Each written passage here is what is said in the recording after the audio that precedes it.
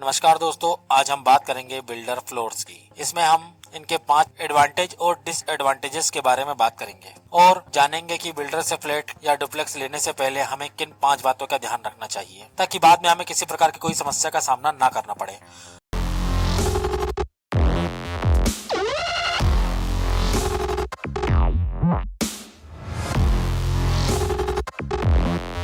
नमस्कार दोस्तों, आप सभी का स्वागत है आपके अपने YouTube चैनल प्रॉपर्टी प्लस पर। सबसे पहले हम फ्लैट्स के 5 अच्छी बातों के बारे में बात करेंगे। सबसे पहला कि ये बजट फ्रेंडली होते हैं या आपको कम दामों पर अच्छे और पॉश एरिया में मिल जाते हैं, जो कि लोगों के लिए बहुत अच्छी बात है। दूसरा, अगर मैं इसके मेंटेनेंस की बात करूं तो यहाँ का मेंटेनेंस और टैक्स घर और डुप्लेक्स के मुकाबले काफी कम होता है, क्योंकि इनका जो मेंटेनेंस चार्जेस होता है ये सारे ही लोग मिलकर देते हैं। तो किसी एक की जेब में बर्डन ना आकर के सबकी जेब में थोड़ा थोड़ा बर्डन आता है, तो इससे आपका जो टैक्स और मेंटेनेंस होता है ये काफी कम हो जाता है। तीसरा है सेफ्टी एंड सिक्योरिटी। दोस्तों, हम बात कर रहे हैं फ्लैट्स की, जैसे कि हमें मालूम है कि हर फ्लैट में कुछ लोग रहते हैं, फैमिलीज रहती है। वहाँ का माहौल काफी अच्छा होता है क्योंकि काफी ज्यादा फैमिलियर माहौल हो जाता है और अधिकतर बिल्डिंग्स जो होती है वो कवर्ड कैंपस के अंदर होती है, तो किसी बाहरी व्यक्ति का आना जाना कम ही हो पाता है, तो चोरी और बाकी ऐसी किसी भी प्रकार की वारदात ना के बराबर होती है। चौथा, अगर मैं फ्लैट्स के मुकाबले अगर डुप्लेक्स की बात करूं तो ये आपको डुप्लेक्स जो है 70 से 80 लाख रुपए से कम के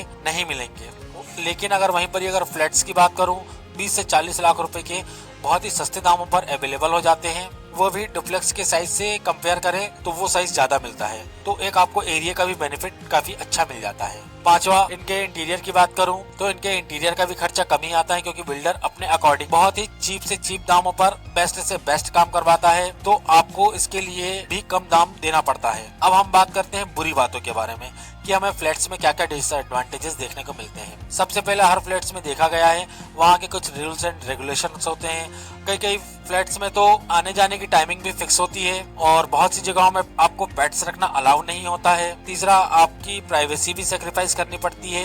कभी भी आप बाहर आते हैं या जाते हैं या आपके घर में कोई आता जाता है तो बाहर सेफ्टी के पर्पज से कुछ कॉलोनियों में एंट्री सिस्टम होता है, जिससे आपके घर पे कौन आ रहा है कौन जा रहा है इसका भी सारा ब्यौरा होता है, तो एक ये ड्रॉबैक कह सकते हैं। दूसरा, अगर मैं बात करूं यहाँ के बालकनी की, तो यहाँ की बालकनी काफी छोटी होती है, क्योंकि फ्लैट्स में आपको टेरेस तो होता नहीं है, तो लोग बाग अधिकतर बाहर की हवा खाने के लिए बालकनी का इस्तेमाल करते हैं। लेकिन बालकनी इतनी छोटी सी दी हुई होती है कि वहाँ पे अगर 4 से 5 कुर्सियां रख दी जाए तो सारा एरिया तो कुर्सियां ही घेर लेती है, तो फिर आदमी कहाँ बैठेगा। तो एक ये ड्रॉबैक आप लोगों के लिए बहुत ज्यादा होता है। तीसरा होता है मॉडिफिकेशन। आप अपने फ्लैट में अपने अकॉर्डिंग मॉडिफिकेशन भी नहीं करवा सकते, क्योंकि फ्लैट्स में अधिकतर सारी चीजें प्री इंस्टॉल्ड होती है, तो उसे मॉडिफाई करवाने में काफी समस्याओं का सामना करना पड़ता है और बहुत से बिल्डर्स तो आपको मॉडिफाई करवाने की परमिशन ही नहीं देते हैं, और फिर भी अगर आपको करवाना है तो उसके लिए अलग से परमिशन लेनी पड़ती है, तो जो कि एक सिरदर्द वाला काम बन सकता है। चौथा होता है पार्किंग इशू, क्योंकि फ्लैट्स में बहुत ही सारे घर होते हैं और पार्किंग स्पेस कम ही होता है, तो पार्किंग की भी एक बड़ी समस्या होती है। जैसे कि किसी फ्लैट में 5 लोग रह रहे हैं और पांचों के पास अपनी अपनी खुद की गाड़ियां हैं, तो उन्हें उसे पार्क करने में काफी समस्या होती है, क्योंकि हर एक फ्लैट के हिसाब से 1 या 2 पार्किंग से ज्यादा नहीं दी जाती।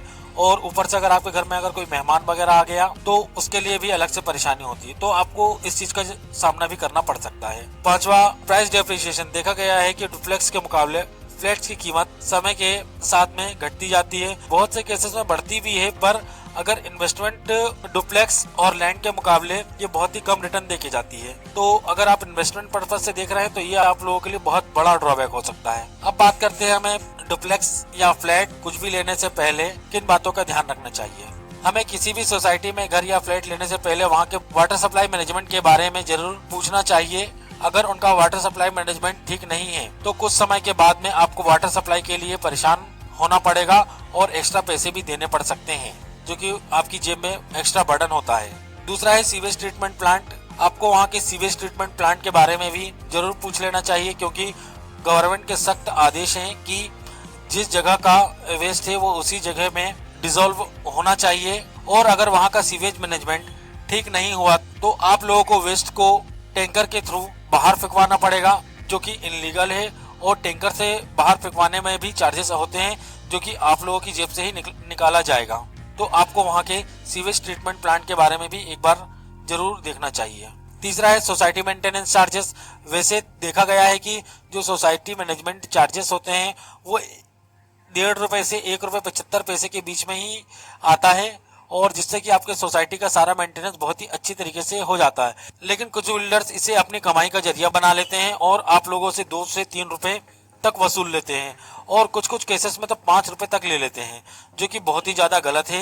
कई बार वाटर और सीवरेज मैनेजमेंट के लिए भी अलग से पैसे देने पड़ते हैं, तो ये जरूर चेक कर लें कि वहाँ का मेंटेनेंस स्टाफ कैसा है। अब चौथे अगर पॉइंट की बात करूं तो ये जो मैंने 3 पॉइंट्स बताए ये इसके आगे कुछ भी नहीं है।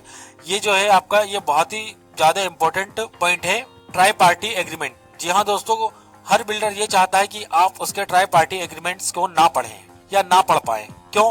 क्योंकि ट्राई पार्टी एग्रीमेंट वो एग्रीमेंट होता है जिसमें बिल्डर आपको लिखित में देता है कि वो आपसे किस किस सर्विस के बदले कौन कौन से चार्जेस लेने वाला है और कितने कितने लेने वाला है। तो इसमें इसका एक सारा कुछ ब्यौरा होता है। चूंकि बिल्डर, क्योंकि ये एग्रीमेंट बिल्डर के थ्रू बनाया जाता है, तो उसमें जो सारी कंडीशंस होती है वो बिल्डर के थ्रू ही होती है, तो वो अपने हिसाब से ही करवाता है। तो कल को अगर आप उसकी सर्विसेज से या किसी और चीज से डिससेटिस्फाइड होते हैं तो आप उसके ऊपर किसी प्रकार का क्लेम नहीं कर पाएंगे। क्यों? क्योंकि जो ट्राई पार्टी एग्रीमेंट जो आप ही ने साइन किया है, जो कि जरूरी डॉक्यूमेंट है, वो ही आपके खिलाफ काम करेगा। क्योंकि गवर्नमेंट ने इसे आप लोगों के हित के लिए बनाया हुआ है, लेकिन बिल्डर इसका यूज अपने अकॉर्डिंग करते हैं। क्यों? क्योंकि इसे हम नहीं पढ़ते। तो आपको ट्राई पार्टी एग्रीमेंट जरूर पढ़ना चाहिए। अब हम बात करते हैं 5वें पॉइंट्स की। अगर आपको सारी चीजें देखने के बाद में आपको सेटिस्फेक्शन हो जाता है और आपको लगता है कि यहाँ पर मुझे इन्वेस्ट करना चाहिए, तो आपको बिल्डर का नाम ना देख करके उसके द्वारा डेवलप किए हुए सारी सोसाइटीज के बारे में पता करना चाहिए और उसके द्वारा डेवलप की हुई 2-4 सोसाइटियों में विजिट भी करना चाहिए और उनसे पूछना चाहिए कि क्या आप इनसे फ्लैट लेने के बाद या डुप्लेक्स लेने के बाद में सेटिस्फाइड हैं या नहीं है। उनसे बात करने के बाद अगर आप सेटिस्फाइड हो जाएं तो ही आप अपना इन्वेस्टमेंट करें। क्यों? क्योंकि इसमें आपकी जिंदगी की जमा पूंजी लगने वाली है। दोस्तों,